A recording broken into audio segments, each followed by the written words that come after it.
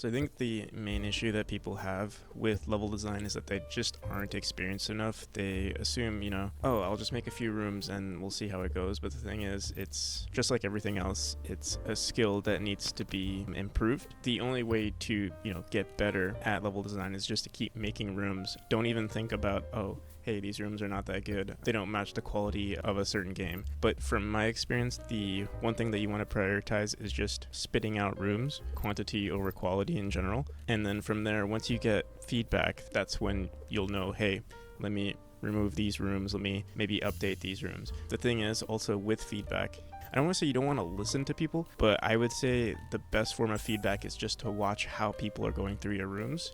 That'll give you all the information that you need. You'll know, hey, people are struggling with this exact room. People, find this area pretty intuitive. I think it's very easy while you're designing these rooms to assume the player is going to know exactly what you intended for them to do, especially in a game, in a genre that you're completely familiar with, or if you've designed a room. So for example, actually close this a little bit, and if we go into Paint, I'll show you a pretty quick example. So as you might already know, I'm working on a platformer. Because I'm working on a platformer, I've had, my fair share of platformers, precision platformers, side-scrolling games, and stuff like that. So there are a lot of designs that are, pretty common in these types of games. For example, let's say we're in a room where there is an obstacle between the player and, where they need to go. So let's say this is exactly what a room looks like. Let's say our player is right here, and they have to get, to this spot right here. It almost seems obvious. I mean, it depends on, the type of game. For instance, in Celeste, you might have you might have the player, drop down here and then dash over to this section. Or you might have, a game that has climbing where, you jump onto this wall, then you jump across onto this wall, then you jump onto this wall, and then you get across. But the thing is, this might not be intuitive for all players. If you've played a platformer, it might seem like, oh, that just makes sense. But this isn't something that you want to just spit out right away or showcase to the player immediately. What you might want to do is, and this is just one example, this can be expanded to every single mechanic, and I'll go further into this in just a second. But instead of showing a room like this, you might want to show a room where there's a platform here, and instead of introducing this platform or this obstacle that forces the player to maybe jump onto this wall first, you might want to make a room that only shows a wall, where you kind of make the game a little bit more linear, where there aren't too many options, and they might have to maybe climb up onto this wall before they get onto the next step. And this might seem a little redundant or repetitive, because now the next room that you might want to make is something that showcases this little area right here where the player starts. At the beginning right here, there's a wall over here. Wait, I want to make sure I'm not making the same exact room. You kind of make it a little bit more linear, right? So instead they just jump here, and then there's another wall right here, and then they jump onto this side. So you kind of want to break down all the mechanics that you're showcasing in your game. So yeah, that's number one. Breaking down your mechanics into each room is probably something that you want to do early on. And then, once you go further into development, or, further into designing new chapters and areas of your game, you can get a little bit more creative. I could show a little bit of my gameplay and kind of show how that happens. You can see on the bottom right, but yeah, here it's a little slow. Here, let me hide that, and I'll show you guys some examples in my game. And this is actually something that I struggle with a lot with the first chapter, because I would say I'm relatively good at designs with with the new mechanics or the new chapters that I've created, but that's because I already know if you've reached this chapter, you already understand the core mechanics. There have been so many times where people, might even struggle with the first room, or they might not know, they might get a little ambitious and try to get this collectible right here. Even though it seems very simple, but if you don't understand how to get there, without playing with, how do I say this? If you don't understand the core mechanics of platforming, you might not be able to reach this collectible unless you spend good 5 minutes. But so you can see this room right here and this room are actually pretty repetitive. It's like the same exact thing, but it's important to, subconsciously teach the player, hey, you can jump onto this wall and you can climb it. or you can dash into this wall and climb it. And then I just have a bunch of examples like that throughout the game, where we might show the same exact thing over and over. So in this room, the only thing I'm teaching the player is that they can dash multiple times, or, you know, that they have to hit a platform in order to dash, or that they can dash in multiple directions. When I first made this room, this was actually something that was recent, or not when I first made this room, there was actually an update that I made recently because there was someone who is relatively new to my game. If I can find it, it's right here. Okay. So I'll just move the player closer. This was actually one of the first rooms in the game, and I moved it up. You know, this is now like the 10th room in the game. The 10th room that the player is introduced to. So if we open up this area, you'll see there's a spring here, and then there's a wall here, and then there's a platform that you can climb. And I mean, it's as easy as that. I actually made it look a little bit more complicated because, like, that's all you have to do. But if you've never played a platformer, another thing to note is that I used to have spikes on this right side, and it was expected from the player to hit this spring and then hit this wall and then do a wall climb.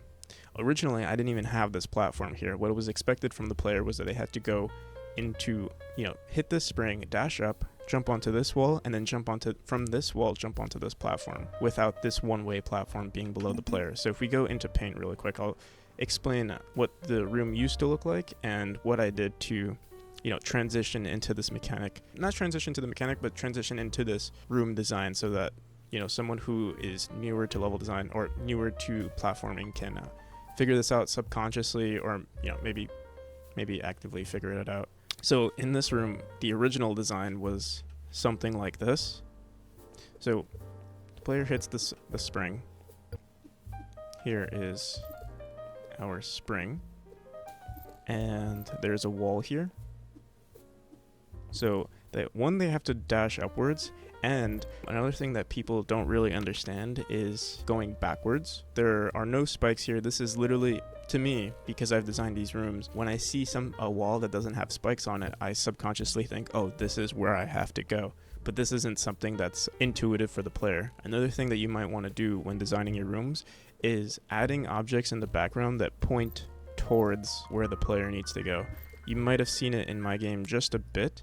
Actually, this is something new that I started adding. It's more so more for the aesthetic, but it does help with designing your game. So you can see I have these two arrows right here. I mean, there should only be one. I think I'm going to keep this one right here. But yeah, having arrows in your game could actually, you know, help tremendously with, you know, telling the player where to go.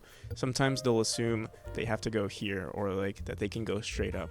So yeah, originally this is what the room used to look like, where there were spikes here. They would have to jump. Well, there's two things that was expected from the player. One, they had to jump onto this platform. They had to have the velocity of the spring push them up. Then they had to dash into this wall, enter the climb state, and then do a wall jump onto this platform. And yeah, it was a lot to expect from a player who was like, you know, especially from an early room, for them to do this. It was just too much. So what I did afterwards was I actually added a platform right there to remove their necessity to have to do a wall jump. Now what they have to do is they just have to climb upwards. So if you look at it, you know, they can hit this spring, dash up, and then just climb upwards, and then it's solved. I even removed the spikes on the right side because, again, people, I think, tend to want to go, you know, forward or like to the right. In a lot of languages, people, you know, might read left to right. I don't know if there's like something, you know, subconsciously that's driving someone to only want to go right. I think maybe it's because, you know, so far they've traversed from left to right or from bottom to top. So, you know, they assume, oh, I have to go, you know, this way, and they'll completely ignore this wall right here. Eventually you can teach it, like you can force. Basically how you teach a player to do something is you want to make the designs a little bit more linear, where, you know, this is the only option. If you're trying really hard to teach them something subconsciously, or you're introducing a mechanic, you know, you want to make the game slightly linear so that, you know, they'll keep dying until they figure it out. I don't do this until later on because I don't want to discourage the player from continuing the game, especially for someone who has never played a platformer. This is another area that people tend to struggle with. I've redesigned this room so many times. One of the main issues is that people still don't know that hitting the ground resets the player's dash. So obviously, if you've played Celeste, you'll know immediately, oh, if I hit this platform, I already know I can dash again. But what people tend to do is they dash up onto this wall, so they've already wasted it. And there was no checkpoint here before. You see, every time I die, I respawn right here. There was no checkpoint. So this is another example of one of those linear areas that kind of expects the player to understand what's going on. And at the moment, you can actually just jump over here and not even require your dash. But a lot of people will do this. They'll jump over, dash, they'll be confused as to why it didn't work. So there are a few examples throughout the level that expect that reset the player's position, but expect them to dash, and they'll keep on dying until they figure it out that, their dash gets reset from climbing a platform. Let me see if there are any other examples that showcase that. Here's another one. If you were good at the game, you can just dash upwards. You can actually completely ignore most of this design, so you can just do that. But for some people, they can also do that. And that's another thing. You want to maybe reward people who can, figure it out without taking the baby steps. You can do this with collectibles. So you could make the game more difficult for the person who, already finds this too difficult by either, allowing them to speedrun the game, or you can just add a collectible somewhere in the game. Here's another one of those examples. This was the original design of that room that I showcased with this right here with the platform. So in this one, they have to hit the spring, they have to dash upwards, and then they have to jump across. You might even be able to dash upwards and hit this, but this is if you understand the gameplay. I think most people, if they're just starting out the game, they might just do this. But it is technically possible to dash upwards and completely ignore this wall altogether. And then here's another example of the same thing, but just, in another form to hopefully subconsciously teach the player. So yeah, don't worry about redundancy. I think the number one tip that I would say, and I think I said this before, is just to prioritize quantity over quality. When you have people playtest your game, they'll tell you, or from their feedback, you'll see, oh, this room's not good enough. Let me update this. Someone's struggling with this room. Let me actually, introduce the mechanic earlier on so that they can understand it. Redundancy might seem like a bad thing, but I would say don't worry about it. You'll get a better feeling for it later on. And then, in your later chapters, that's when you can get a little bit more creative with what you expect from the player. I think another issue that a lot of people have is that because they're designing these rooms, a lot of this stuff is already intuitive for them. So like for me, catching this collectible is very intuitive, but for most people that I see who are playing this game for the first time, I'll notice this is actually one of the hardest collectibles to collect. I won't show you guys how to do it in case you plan on playing the game. Another thing is just the pacing. So yeah, introducing a mechanic that's too difficult early on can discourage the player. It will force them to get better at the game sooner, but you're also going to maybe, potentially lose out on a certain audience if they find out they can't even beat the first room. Oh, one other thing that I want to bring up, especially if you're an indie dev, a solo dev, you don't have too much experience. Most of the time, the people who are going to playtest your games are either fellow game devs or your friends, and they're going to give a lot of effort into playing your game. You have to make sure you can find people who are not objective, but they don't really have a personal relationship with you, because when you find devs or friends that play your game, they're going to actively try to beat your game, and they're going to try to make you feel good, which that's what friends are for. But it doesn't help too much with feedback, because you need to you sort of need that objective feedback, and you only get that from perhaps entitled gamers. For example, like I actually love it when I have a player that is really bad at a game and they're also super entitled, because you'll know exactly how to appeal to them. Maybe you don't want to do that, but it does help with level design, because that is the extreme version of a player. It helps balance out how you design your rooms for the typical audience that maybe you're trying to go for. So for example, my typical audience would be someone who maybe speedruns platformer games or have played games like Celeste, Super Meat Boy, or In the Blind Forest, stuff like that.